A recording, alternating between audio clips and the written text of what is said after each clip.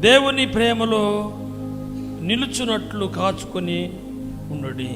అంటే మార్పు చెందకుండా, ప్రేమలో చెప్పండి, మార్పు చెందకుండా ఉండాలి.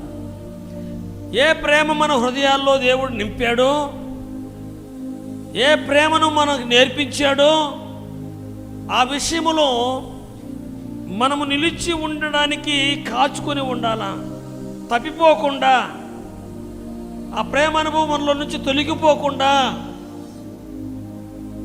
ప్రభు వచ్చే వరకు దాంట్లో నిలిచి ఉండాలి. కాబట్టి మనలో కఠినత్వాన్ని చూడడానికి అవకాశం లేదు. ప్రేమకు వేరైనటువంటి విషయాలు ఉన్నాయి, అవి మన జీవితాల్లో ఆయనకు కనబడకుండా ఉన్నప్పుడు ప్రేమలో నిలుచున్నట్లు. కాబట్టి చూసుకోండి అన్న ప్రభు మాట తర్వాత మనము ఈరోజు కాచుకోండి.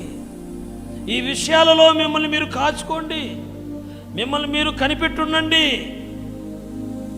కనిపెట్టకపోతే, గ్రహించకపోతే, మన స్థితి మనమే తెలుసుకోకపోతే మనము దౌర్భాగ్యులమైపోతాం, మనము మోసగించబడిపోతాం. బాగున్నామన్న భ్రమ చేత పశ్చాత్తాపం కూడా రాదు, మనకు కన్నీళ్లు రావు మనకు.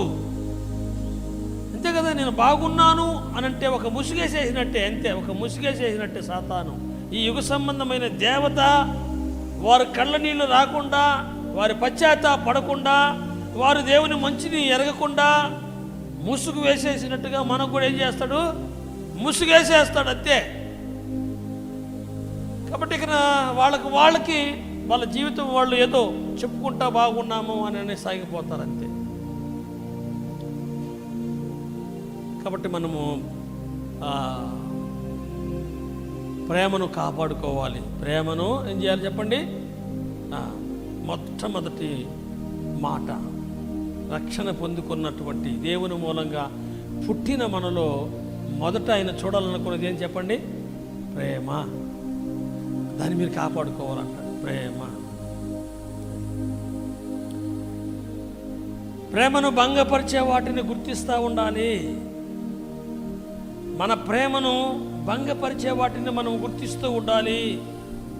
మన ప్రేమను బలహీనపరిచే వాటిని మనము ఎరగతా ఉండాలి. కాపాడుకోవడం అంటే అదే.